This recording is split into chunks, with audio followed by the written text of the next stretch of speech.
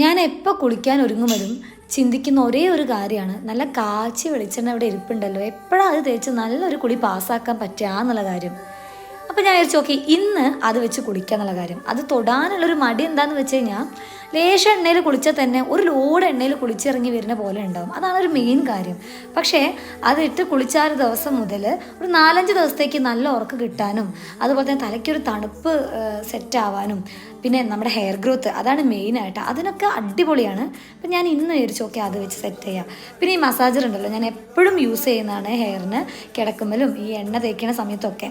അത് കഴിഞ്ഞതിന് ശേഷം ഞാനൊരു ലോഡ് തുണി മൊത്തത്തിൽ തിരുമ്പാനിട്ടുണ്ട്. അത് ചിക്കാനൊരു സ്ഥലം തപ്പി നടക്കാൻ തുടങ്ങിയതിന് ശേഷം കിട്ടി. അത് റെഡിയാക്കിയതിന് ശേഷം പിന്നെയും ഉണ്ട് പണി.